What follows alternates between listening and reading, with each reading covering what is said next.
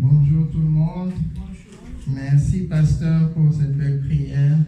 Merci pour la louange que nous avons eue qui était merveilleuse, vraiment très appropriée par rapport aux choses que nous allons discuter aujourd'hui. Les choses que Dieu m'a mis au cœur pour nous aujourd'hui. On a prié, on a chanté que nous devons adorer Dieu. Adorer Dieu, que c'est la raison pour laquelle nous vivons. Et adorer Dieu, c'est un peu le sujet dont je vais parler aujourd'hui, c'est-à-dire briser notre âme. Encore une fois, la semaine passée, on a vu que pour être des vrais serviteurs de Dieu, il faut briser notre âme, briser cette carapace que nous avons créée, qui nous empêche de faire sortir l'Esprit de Dieu qui se trouve à l'intérieur de nous. Avant de commencer, je veux juste qu'on se rappelle un peu d'un passage que Jésus nous a montré à travers son serviteur, l'apôtre Paul. Ça se trouve dans Romains 6, verset 6. Ok? Ça, c'est notre nature. Hein? Il faut qu'on se rappelle de ça. Alors, on va le lire un peu assez rapidement. Sachant que notre vieil homme a été crucifié avec lui, afin que le corps du péché fût détruit, pour que nous ne soyons plus esclaves du péché. Voilà, nous avons été crucifiés avec Jésus il y a 2000 ans. Il y a plus de 2000 ans, nous avons tous été crucifiés avec lui. Nous tous qui avons cru en Jésus-Christ comme étant notre sauveur et maître et le Fils du Dieu vivant. Notre corps, là, ce corps de péché, c'est l'âme. C'est cette âme-là qui nous enrobe et qu'on a créée, qui fait qu'on ne cesse de vouloir agresser les autres, on ne cesse de vouloir désobéir à Dieu. Parce que Dieu veut toujours le bon et ce qui est de meilleur pour ses enfants. Alors lorsque nous agressons nos frères et sœurs, nous sommes en train de faire mal à Dieu. Dieu ne désire pas que nous passions notre temps à vouloir être agressifs avec les gens, mais au contraire, il veut que nous ayons un cœur d'adoration comme le sien. Donc, la semaine passée, nous avons donné un exemple, l'exemple de Jésus dont il a dit que partout où on va annoncer la bonne nouvelle, on va donner cet exemple, c'est-à-dire l'exemple de Marie-Madeleine. Marie-Madeleine qui a brisé le vase d'alabâtre pour verser le parfum très précieux sur son maître Jésus-Christ. Et en faisant ça, elle a dégagé une bonne odeur dans toute la pièce, là où il se trouvait. Alors, c'est la même chose pour nous, comme on l'a dit la semaine passée. On a vu que ce qui est précieux en nous, c'est le parfum qui se trouve à l'intérieur, c'est-à-dire notre esprit. Pas notre âme là qu'on a créée, que constamment on essaye d'exhiber devant tout le monde. Cette chose qui nous donne une certaine apparence. Mais c'est l'esprit qui se trouve à l'intérieur de nous, l'esprit que Dieu nous a donné. Pas l'esprit que quelqu'un d'autre nous a donné, parce que si on a adhéré à l'autre esprit, on peut appartenir qu'à deux choses. Soit on appartient à Dieu, soit on appartient à Satan. Alors pour nous les chrétiens, nous appartenons à Dieu, donc Dieu a mis à l'intérieur de nous, lorsque nous l'avons accepté, cet esprit si précieux. Donc, on a aussi expliqué que, donc comme j'ai dit, que cette âme que nous avons, c'est nous qui l'avons créée et son travail c'est vraiment d'emprisonner en fait notre esprit. Alors on va voir dans 2 Corinthiens 2 du verset 14 à 16 ce que Dieu dit par rapport à cette odeur justement qui est à l'intérieur de nous. Alors on va lire tous ensemble. Grâce soit rendue à Dieu qui nous fait toujours triompher en Christ. Toujours triompher en Christ. Il nous fait toujours triompher en Christ. Et qui répand par nous en tout lieu l'odeur de sa connaissance. C'est ça la bonne odeur. La connaissance de Dieu. Maintenant, si on ne consulte pas sa parole et qu'on ne parle pas avec lui à travers la prière, on n'a pas sa connaissance. Donc, nous sommes en effet pour Dieu la bonne odeur de Christ, pas notre propre odeur, pas l'odeur de cette chair que nous avons, mais la bonne odeur de Christ qui se trouve à l'intérieur de notre esprit, parmi ceux qui sont sauvés, c'est-à-dire nous. parmi ceux qui périssent, aux uns une odeur de mort, donnant la mort, aux autres une odeur de vie, donnant la vie, et qui est suffisant pour ces choses. Voilà. Donc on voit là, à travers ces versets, en particulier au verset 16, qu'il y a deux différentes odeurs que l'homme peut dégager vers Dieu et vers le monde. Soit nous pouvons dégager une odeur de mort, et ça c'est lorsque nous dégageons notre apparence, notre âme. Ou bien on peut dégager un parfum de vie. Et ça c'est lorsque nous brisons justement cette âme, cette carapace, comme on a dit la semaine passée. À ce moment-là maintenant, l'odeur de Dieu, l'odeur de Christ peut sortir de nous. Ok? La vie, comme on l'a dit la semaine passée, ne se trouve pas dans notre corps. Là. Ça, c'est pas la vie. La vie se trouve à l'intérieur. Notre vie, c'est l'esprit. L'esprit qui est à l'intérieur de nous. C'est Dieu. Qu'est-ce que Jésus a dit? Il est le chemin, la vérité et quoi? La vie. Or, Jésus ne se trouve pas dans mon corps. Aussi vilain que je suis, Jésus ne se trouve pas dans mon corps. Aussi belle que vous êtes, Jésus ne se trouve pas dans votre corps. Mais Jésus se trouve dans votre esprit, à l'intérieur de vous. Il a dit qu'il allait faire son temple à l'intérieur de votre esprit. Ok? Le Seigneur emploie principalement deux façons ou deux méthodes pour briser notre âme. La première façon, enfin l'une des façons, est progressive et l'autre, elle est brutale. Pour certains, Dieu va opérer une destruction soudaine, suivie d'une autre qui sera plus progressive. Donc, il va être d'abord brutal, ensuite progressivement, il va nous amener là où il veut que nous ayons. Pour d'autres, Dieu permet une épreuve constante. On va souffrir longtemps. On va souffrir, on va avoir toutes sortes d'épreuves pendant un bon moment dans notre vie, jusqu'au jour où il va finalement détruire de façon générale cette âme que nous avons. Alors, c'est une progression qui sera suivie éventuellement d'un acte brutal de Dieu. Soit on sera face à la mort, comme certains d'entre nous ont été. Et ça va nous permettre finalement d'être complètement brisés. Dieu a besoin de plusieurs années pour accomplir tout ça. Son œuvre destructive de cette âme-là qu'on a créée peut prendre longtemps. C'est lui qui fixe le moment où on finit par être brisé. Nous ne pouvons pas diminuer le délai. Donc on ne peut pas rendre plus court le temps que Dieu va prendre pour nous casser, nous briser. Par contre, on peut prolonger ce temps.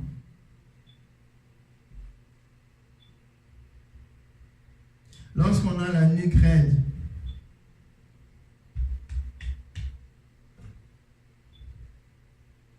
et qu'on refuse de se laisser faire par Dieu, on est en train de prolonger le processus.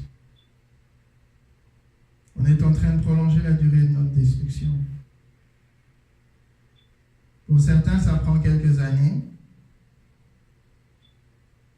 Pour d'autres, ça prend encore plus longtemps à marcher avec Jésus-Christ. Pour certains, ça prend même toute une vie.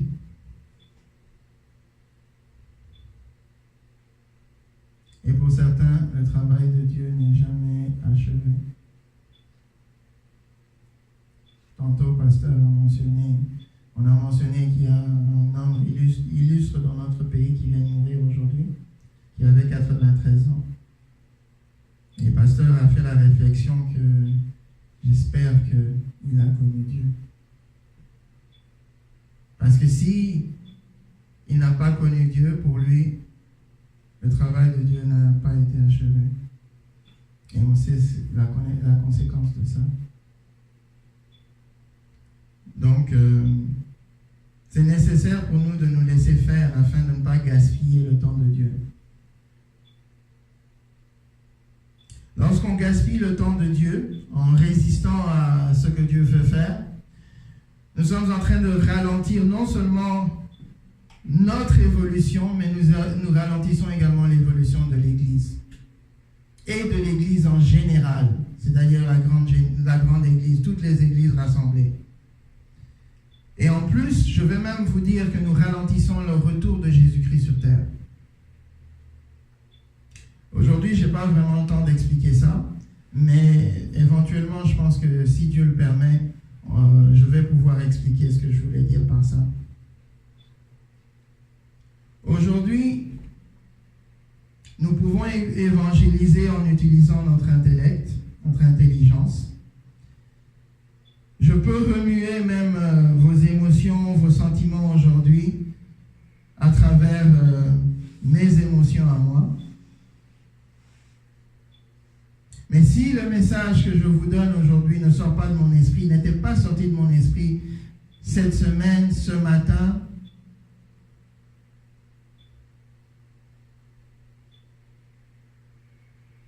le Saint-Esprit ne va pas vous toucher. Ce sera une grande perte pour Dieu. Pasteur, dans la prière, a demandé que moi je diminue pour que Dieu puisse accroître. De la même façon que Jean-Baptiste avait demandé que ça soit fait pour lui lorsque Jésus est venu se faire baptiser.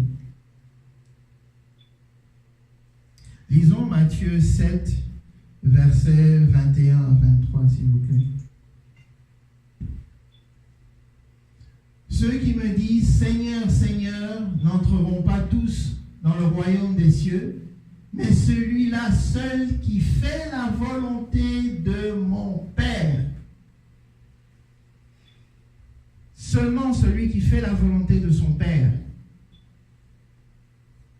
qui est dans les cieux. Plusieurs me diront en ce jour-là, « Seigneur, Seigneur, n'avons-nous pas prophétisé par ton nom? N'avons-nous pas chassé les démons par ton nom? Et n'avons-nous pas fait beaucoup de miracles par ton nom? » Alors je leur dirai ouvertement, je ne vous ai jamais connus. Pas que je ne vous connais pas, mais je ne vous ai jamais connus. Retirez-vous de moi, vous qui commettez l'iniquité. Voilà. Des gens qui ont fait des miracles, des gens qui ont chassé des démons, des gens qui ont prophétisé au nom de Jésus-Christ, Jésus a considéré que c'était de l'iniquité, c'est-à-dire des péchés. Pourquoi? Parce que ces gens-là l'ont fait selon leur propre volonté et non selon la volonté de son Père qui est aux cieux. Tout ce qui sort de notre âme, comme j'ai l'habitude de le répéter, est mauvais. Même si ça a l'apparence d'être bon.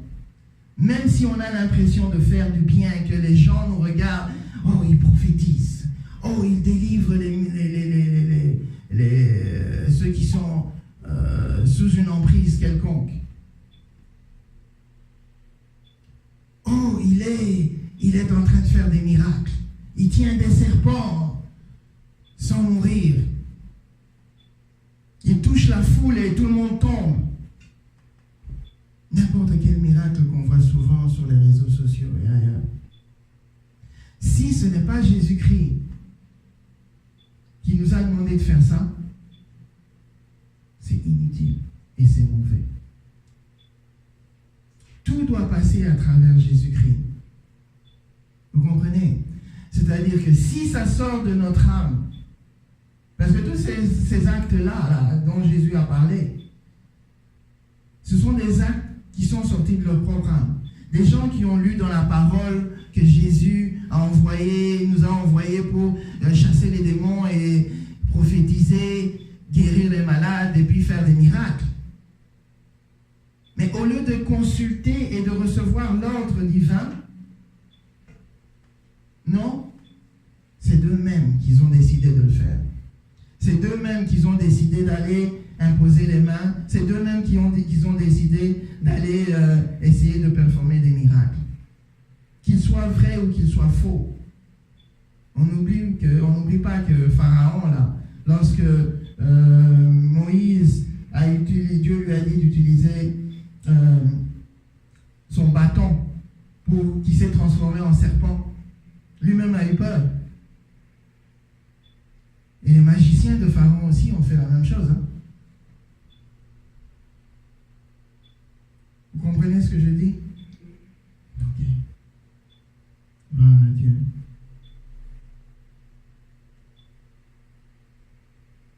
Vous m'entendez souvent parler de la croix. Et chaque dimanche, avant de commencer même à arranger la salle ici ou bien à commencer notre service, je vais allumer cette croix, n'est-ce pas? Pourquoi? Je l'allume, depuis que je suis venu ici, j'étais tombé en merveille par rapport à cette croix et par rapport à la lumière qui se trouve derrière cette croix. Parce que c'est vraiment le symbole de ce qui se passe, ce qui doit se passer avec nous. On voit derrière cette croix la lumière une représentation de la lumière de Jésus-Christ qui doit passer à travers cette âme que nous avons, afin que nous puissions maintenant être effectifs lorsque nous rencontrons les autres et effectifs dans nos propres vies. La croix signifie le brisement.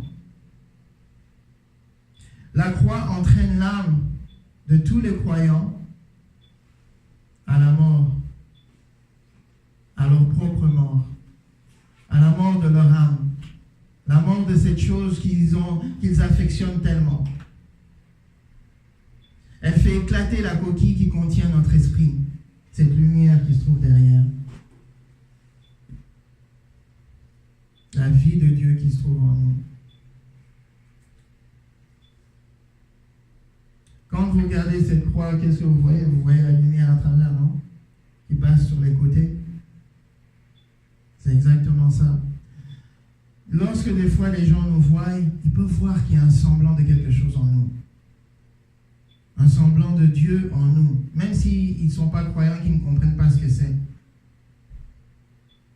Mais si on commence maintenant à agir comme le reste du monde, c'est-à-dire à agir à travers notre âme, ils ne verront jamais vraiment ce que c'est. Mais ils sauront qu'on est différent. Dieu cherche à percer à travers nous. On va observer ce que notre maître nous dit dans Luc 14. Je n'ai pas encore mis là-bas, pasteur, parce que je ne savais pas lesquels j'allais utiliser. Mais Luc 14, 26, on va commencer par là. Là, Jésus nous explique comment nous devons être pour être ses disciples. Vous l'avez tous? Ok. Si quelqu'un vient à moi, c'est-à-dire si quelqu'un veut être mon disciple, et s'il ne haït pas son père, sa mère, sa femme, ses enfants, ses frères et ses sœurs, et même sa propre vie, c'est-à-dire son âme.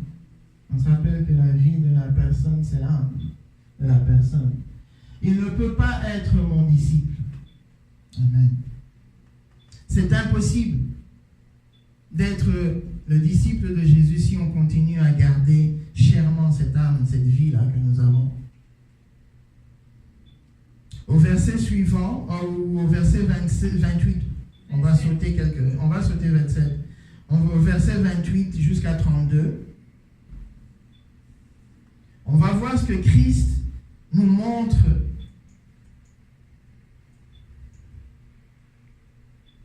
Il nous montre en fait comment notre âme réagit face aux instructions de l'Esprit. Ok? Alors il dit ceci, parce qu'au verset 27, il nous a dit qu'il faudra non seulement haïr notre personne, haïr notre vie, mais il faudra également croient et le suivent. Voilà. Alors il dit ici, car lequel de vous, s'il veut bâtir une tour, ne s'assied pas d'abord pour calculer la dépense et voir s'il a de quoi la terminer. C'est pas ça qu'on fait d'habitude.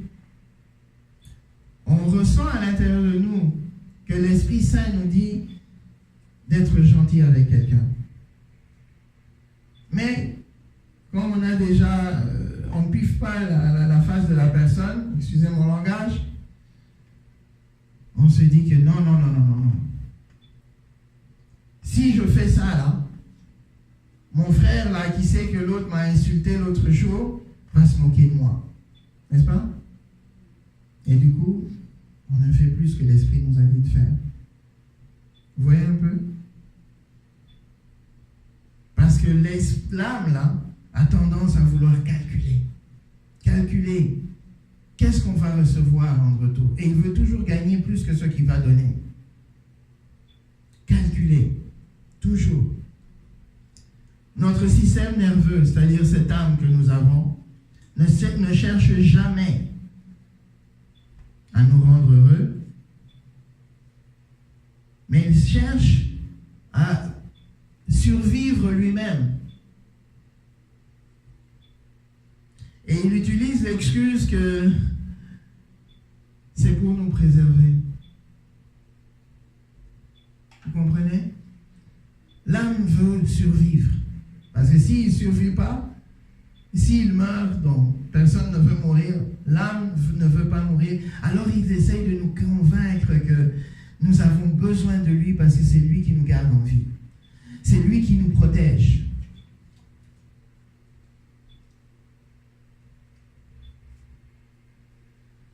Et ce qu'il passe son temps à faire, en fait, c'est de créer ce qui est confortable pour nous et ce qui est facile pour nous. C'est pour ça que lorsque nous sommes face à l'épreuve, souvent on plie. Parce qu'on se réfère encore une fois à notre âme.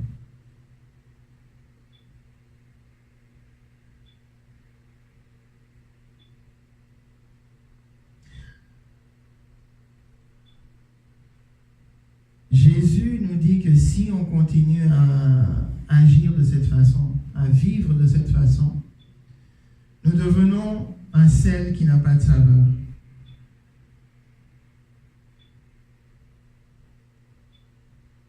Or, nous sommes appelés d'être le sel de la terre. Maman Gina a prié en chemin dans la voiture. Que nous sommes appelés à être le sel de la terre. Tel qu'il nous le dit dans Matthieu 5, 13. Dans Luc 14, 34, 35, pasteur, on peut mettre ça. Il nous montre que si nous n'avons pas cette saveur que le sel doit avoir, nous n'avons aucune valeur. On va lire ensemble. Le sel est une bonne chose, mais si le sel perd sa saveur, avec quoi l'assaisonneront-on? Il n'est bon ni à la terre, ni pour le fumier. On le jette dehors, que celui qui a des oreilles pour entendre, entende. On parle des oreilles spirituelles. Si nous ne sommes pas bons à Jésus-Christ, nous ne sommes bons à rien.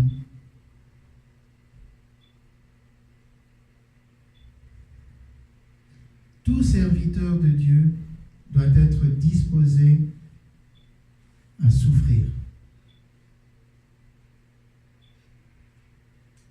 Je sais que ça ne fait pas plaisir à entendre quand on entend quelque chose comme ça.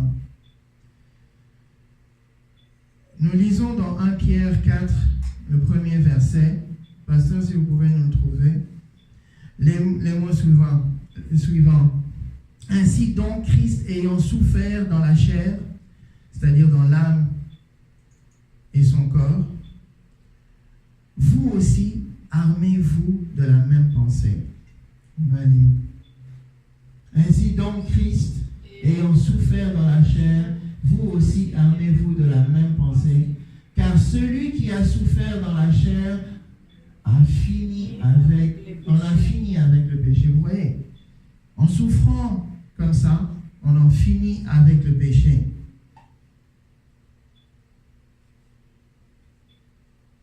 Maintenant, il faut qu'on ait une juste attitude à l'égard de la souffrance. Car c'est une armure une armure essentielle que Dieu nous donne afin de pouvoir le servir. C'est une armure que Dieu a forgée pour nous.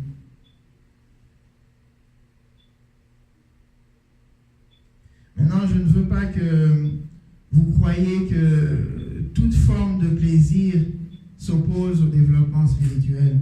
Parce que souvent, il y a eu des gens qui ont pensé ainsi. Il y a eu des gens qui ont pensé qu'il fallait se martyriser et tout ça, comme on voit dans certains opus de l'Église catholique où les gens se flagellent constamment ou quelques fois par jour afin de pouvoir trouver une certaine compréhension spirituelle. Non, moi j'y crois pas. Je rejette formellement d'ailleurs et fortement ce genre de pensée, ce genre de philosophie. Parce que la parole elle-même nous proclame que l'héritage du peuple de Dieu est un héritage béni. Ça, c'est dans Psaume 84. L'Éternel donne la grâce et la gloire. Il ne refuse aucun bien à ceux qui marchent dans l'intégrité. Je pense que vous connaissez tous le psaume favori de beaucoup, le psaume 23, qui commence par « L'Éternel est mon berger », n'est-ce pas? « Je ne manquerai de rien, maman. » Voilà. Ça veut dire que Dieu veut qu'on ait le bonheur. Dieu veut qu'on ait les belles choses et les meilleures choses de la vie. Il ne faut pas qu'on commence à se faire souffrir corporellement, inutilement. Le plaisir est pour nous.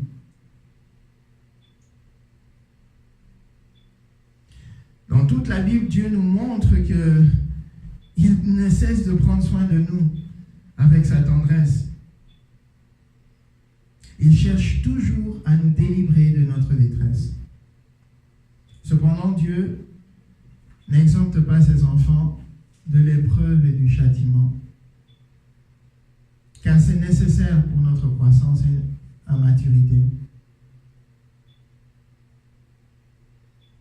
J'aimerais que vous puissiez vraiment comprendre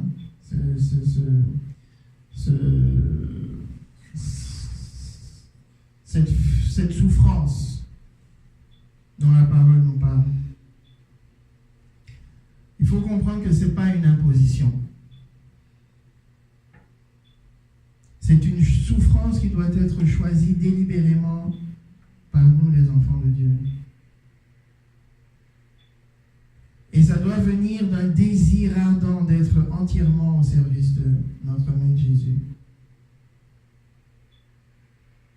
Nous ne devons rien faire pour Dieu à contre-cœur.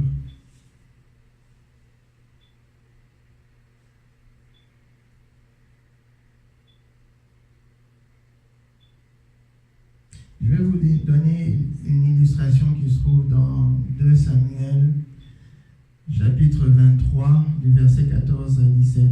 Vous n'avez pas besoin de le mettre, mais si vous le mettez, ce n'est pas grave. Comme c'est assez long à lire, je vais un peu résumer l'histoire. Là, on voit dans cette histoire qu'il y a David, le roi David, qui avait avec lui 3 vaillants hommes. Lorsque David a exprimé à ces hommes qu'il avait un désir de boire de l'eau du puits de Bethléem, les 3 directement sont partis pour prendre de l'eau pour David. Ils se sont exposés directement au danger. Ils ont risqué leur vie en passant à travers les lignes des armées des Philistins. juste pour répondre aux désirs de leur maître et leur chef. C'est ça l'attitude que nous devons avoir. Même si ce que Jésus va nous demander va causer la risée des autres, comme il avait dans le passage de Luc qu'on a lu tantôt, même si les gens vont se moquer de nous, mais on va y aller, on va le faire. On ne va pas hésiter, on ne va pas s'asseoir et commencer à réfléchir. Comment je peux faire pour réussir à satisfaire Jésus, mais en même temps satisfaire le monde? Non.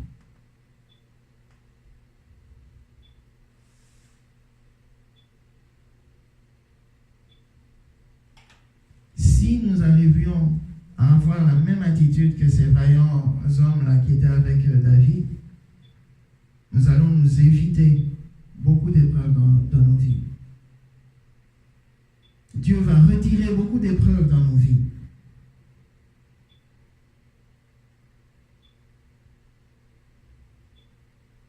Si nous voulons être utiles à Dieu, il faut le faire de façon volontaire.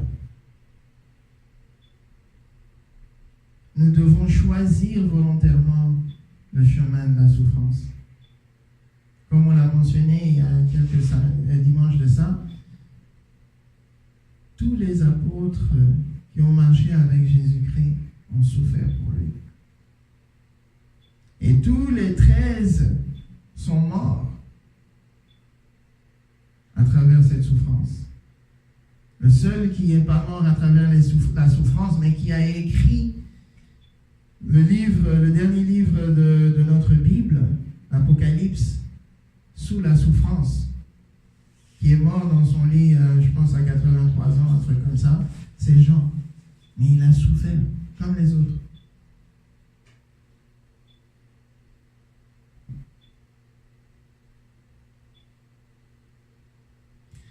Si nous acquérons une disposition de souffrir pour Dieu, la qualité de nos œuvres ne seront pas superficielles. Marc 4, versets 14 à 20, ça on peut peut-être lire ça pour nous mettre dans la pensée de Dieu. Ça nous parle de comment le semeur sème la parole. Alors on va lire. C'est un peu long, mais on va lire quand même. Le semeur sème la parole. Les uns sont le long du chemin où la parole est semée. Quand ils l'ont entendu, aussitôt Satan vient et enlève la parole qui a été semée en eux. Les autres, pareillement, reçoivent la semence dans les endroits pierreux. Quand ils entendent la parole, ils la reçoivent d'abord avec joie, mais ils n'ont pas de racine en eux-mêmes. Ils manquent de persistance et dès que survient une tribulation ou une persécution à cause de la parole, c'est pas Satan, hein?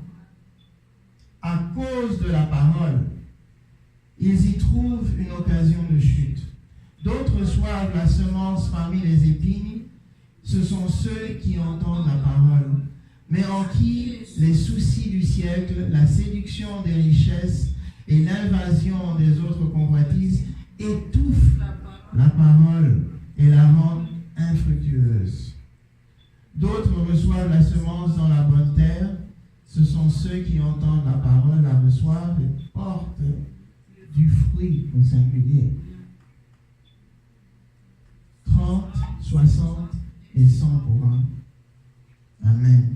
Gloire à ton Saint-Nom, cher Seigneur. On voit là que des fois, les persécutions sont causées par la parole. Et la plupart d'entre nous, lorsqu'on se sent persécuté, on pense que c'est Satan. Ou bien on pense que c'est mon frère ou ma soeur. Au verset 17, on voit que ces croyants qui reçoivent la parole dans un endroit pierreux, dès qu'ils la reçoivent, ils sont joyeux. On a beaucoup rencontré des gens comme ça. Dès qu'ils deviennent de nouveaux chrétiens, ils sont très, très, très, très joyeux, très, très, très, très zélés même.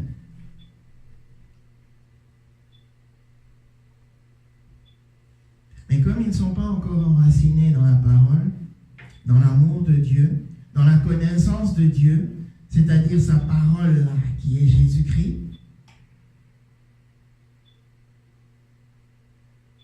ils n'arrivent pas à persister dans leur recherche. Et dès qu'ils sont face à un obstacle, à une persécution quelconque causée par la parole, pas causée par Satan.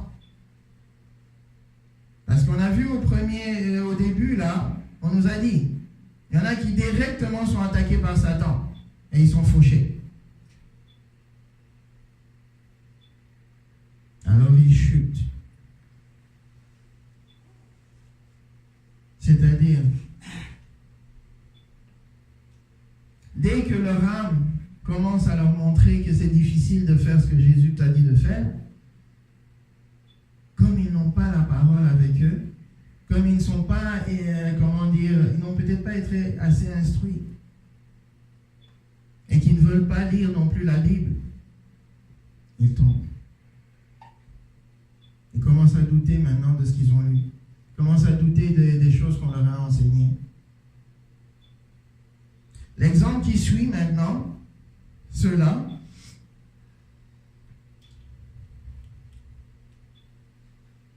c'est celui de ceux qui reçoivent et qui entendent cette parole, mais qui sont préoccupés par les séductions des richesses de ce monde, toutes les convoitises de ce monde, tout ce qu'on voit de beau dehors, les belles maisons, les belles voitures, les beaux vêtements, la belle situation que beaucoup d'entre des gens qui sont dans le monde ont. Et leur préoccupation étouffe la parole qui est à l'intérieur d'eux. Donc, ils referment cette carapace autour de l'esprit qui est en eux.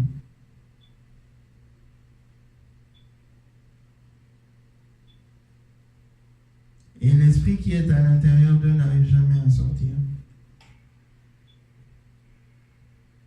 Leur préoccupation les rend infructueux. Tout ce qu'ils essayent de faire pour Jésus-Christ, là, n'aboutit pas.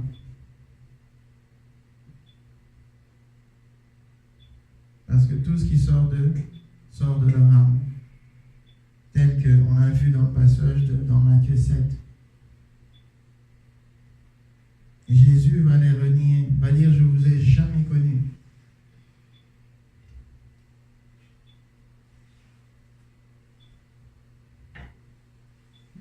Je veux que vous compreniez bien ce que je suis en train d'expliquer, parce que souvent, on a tendance à penser que si je dois souffrir, là, ça veut dire que je dois me mettre dans la misère dans ce monde-là. Commencer à me dépouiller de toutes les choses que j'ai pu amasser dans ma vie. C'est pas ça.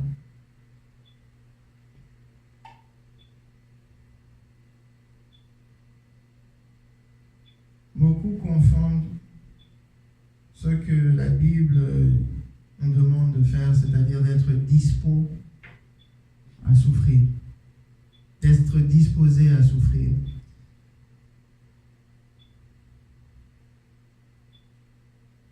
Ce que Jésus veut, c'est que nous ayons à cœur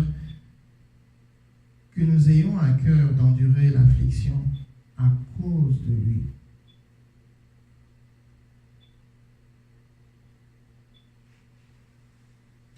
Ce n'est pas une question de la somme des épreuves qu'on va avoir, mais c'est l'attitude que nous avons vis-à-vis de ces épreuves.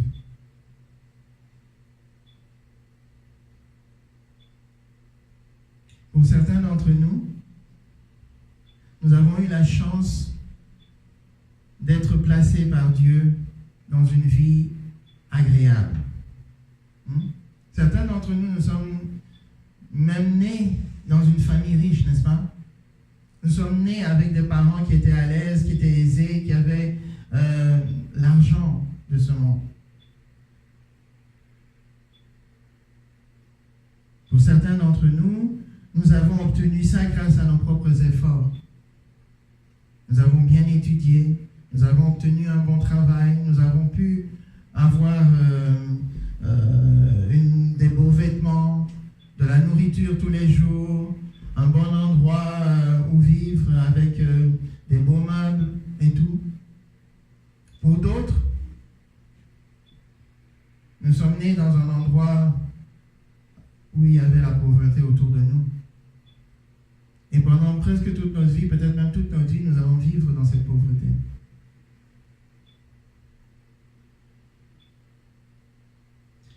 Dieu ne nous demande pas de refuser l'endroit là où il nous a mis. Il ne nous dit pas de ne pas jouir des choses que l'on a pu amasser dans notre vie non plus. Moi, j'ai fait cette erreur de penser ainsi, de penser que, maintenant que je dois suivre Dieu, que je dois suivre Jésus, je dois me débrouiller de tout ce que j'ai. Et j'ai donné tout ce que j'avais. Mais ce n'est pas ça que Jésus nous demande de faire. C'est maintenant que je le comprends.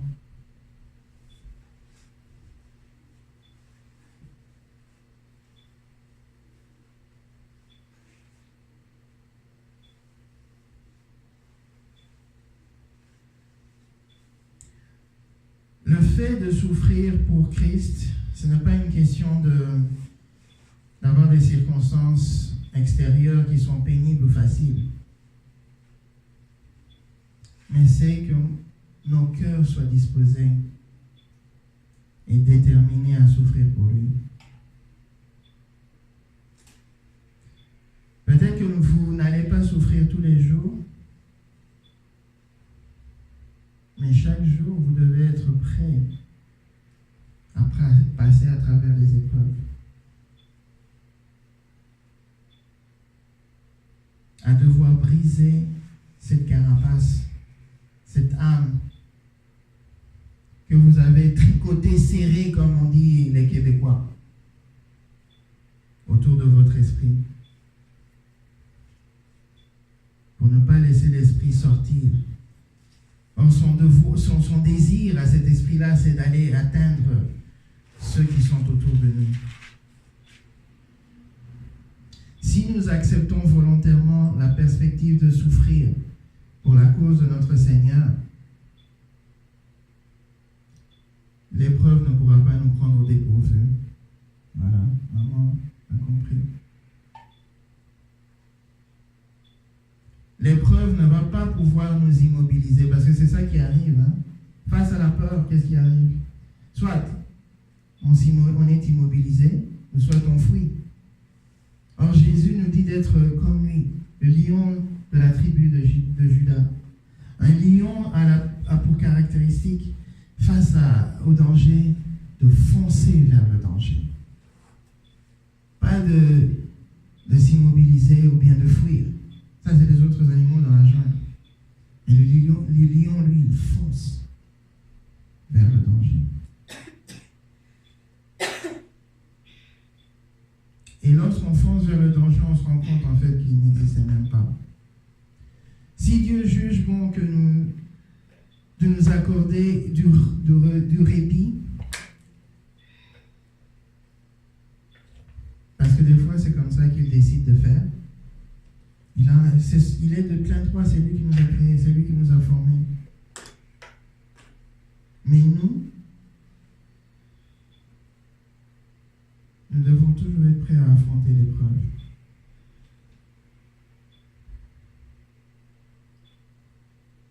Nous devons regarder ce brisement comme quelque chose de normal pour un chrétien. Ça ne doit pas être quelque chose d'étrange pour nous. Et lorsque nous prenons ce genre d'attitude, on va voir qu'on va être moins tenté. On sera moins tenté aussi de changer la directive, le chemin que Dieu a tracé pour nous.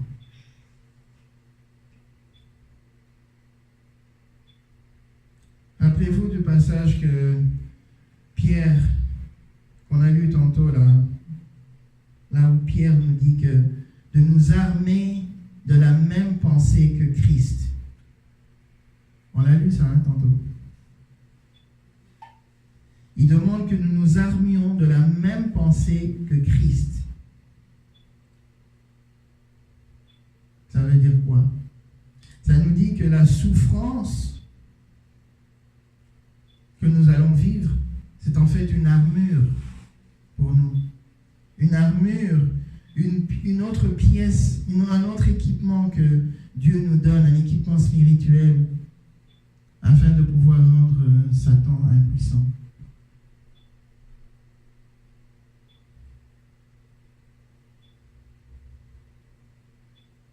Vous savez, dans la Bible, Dieu a parlé à Jésus, son fils, de façon audible à ceux qui étaient autour de lui, 3 fois. Vous vous rappelez? Peut-être pas. La première fois, c'est lorsque Jésus s'est fait baptiser par Jean, dans Matthieu 3, versets 16 à 17. On n'a pas besoin d'y aller. On se rappelle, Jésus a été baptisé par Jean-Baptiste et la voix est sortie du ciel, n'est-ce pas? Il a dit, voici mon fils bien-aimé.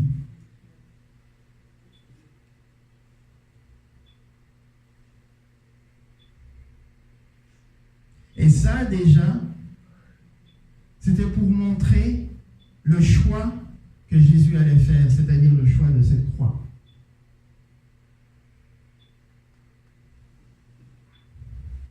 Le choix de la mort de son âme. L'inhumation de cette âme. La deuxième fois, c'était sur la montagne de la transfiguration. On se rappelle de l'histoire dans Luc 9, versets 28 à 35. On ne va pas le lire. Mais c'est là où Jésus était sur la montagne avec Moïse et Élie. Pour se rappeler un peu Élie, on se rappelle que c'était le prophète qui a fait beaucoup de puissance, qui a fait beaucoup de miracles, à travers même le feu du ciel. C'est aussi le seul qui est retourné sur la montagne où Moïse avait reçu les 10 commandements et les autres commandements.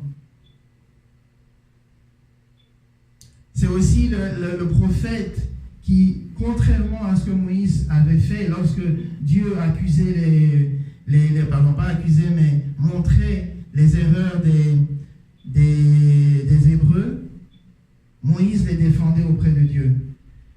Jusqu'à un certain moment même, Dieu s'est repenti. Par contre, Élie, lui, c'était celui qui accusait les Hébreux. On sait que Moïse est mort, mais personne ne sait où il a été enterré. Mais on sait que Élie, lui, a été élevé dans les cieux avec un chariot et des chevaux de feu.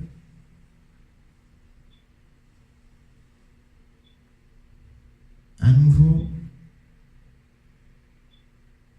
c'était pour nous montrer le chemin ou le choix de la croix.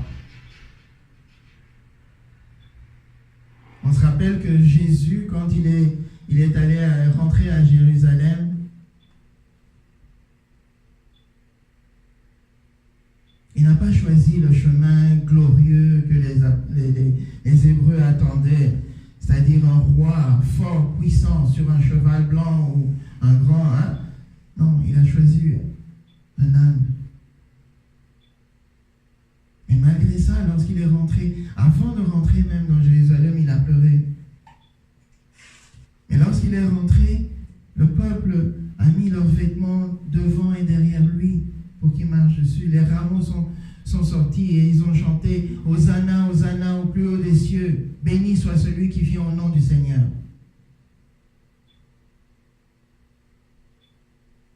Si c'était nous, peut-être on aurait choisi un grand carrosse, n'est-ce pas? Comme on le voit souvent, on le voit même en tant que prédicateur ou bien pasteur ou bien évangéliste ou bien je ne sais pas quoi, on va devant la chaire ici bien habillé, bien d'abord acclamé et tout ce qui s'ensuit. Il y a même quelqu'un qui porte notre Bible.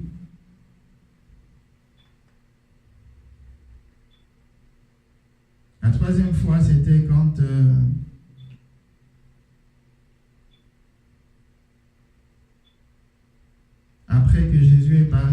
du grain de blé dont on a parlé la fois passée, dans Jean 12, versets 24 à 28. À nouveau, c'était pour nous montrer le chemin de la croix. Vous vous rappelez? Pour que le grain de blé puisse accroître et se multiplier, il doit d'abord se briser.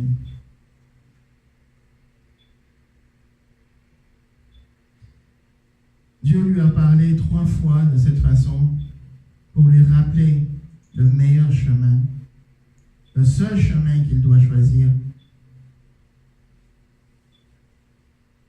le chemin de la croix.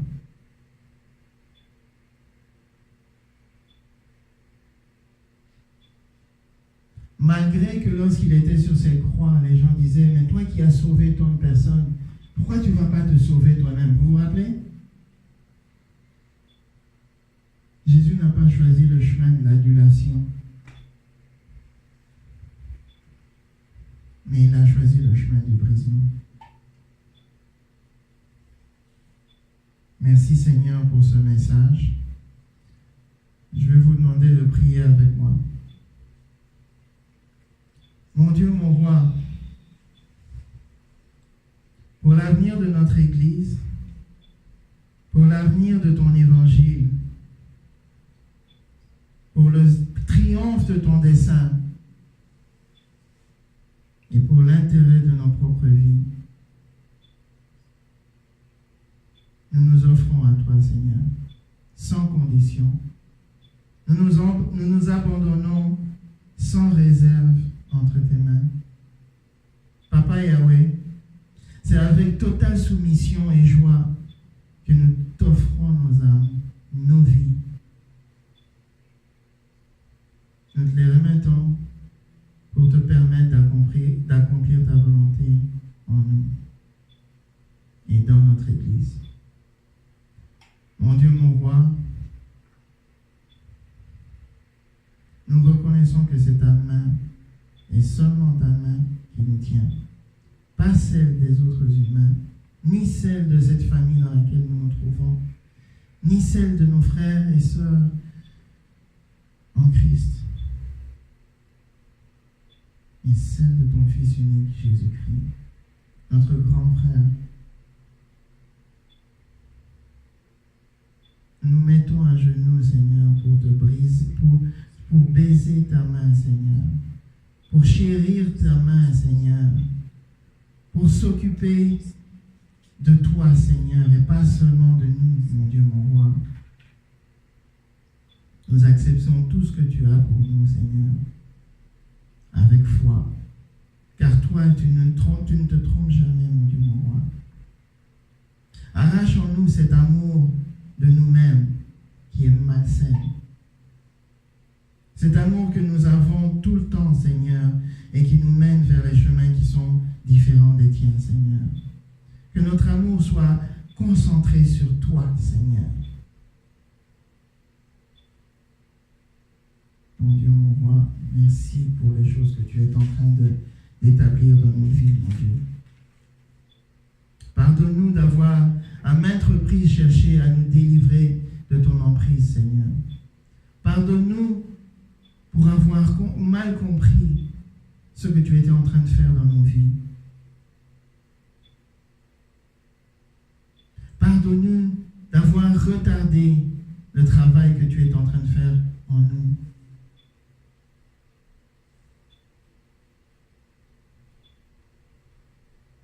Cette œuvre que tu fais, qui n'est rien d'autre que de voir ta vie vécue et manifestée par nous. Maintenant, nous voyons que toutes les choses que tu as faites dans notre vie, toutes les souffrances que nous avons subies, toutes les épreuves à travers lesquelles tu nous as fait voyager, Seigneur, viennent vraiment de toi. Nous voyons ta main et nous sommes prêts à nous offrir à toi. Garde-nous dans ta main, mon Dieu, mon roi. Amen.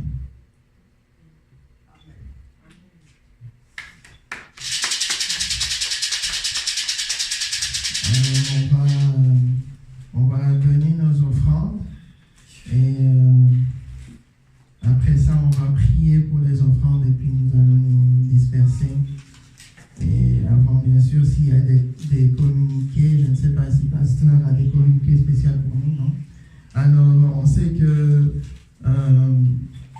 mercredi prochain, nous avons notre prière en ligne, c'est-à-dire à travers la ligne de téléphone, où on prie pour les autres et pour nous-mêmes, les prières d'intercession.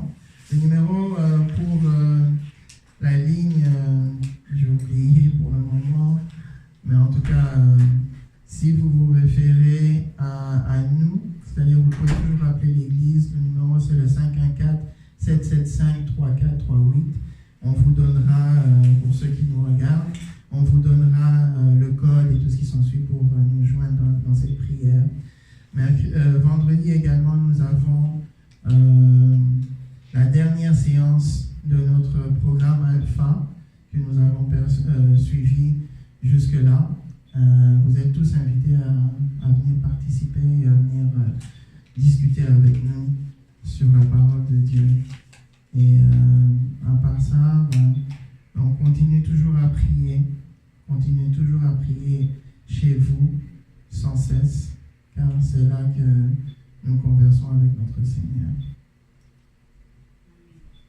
Amen.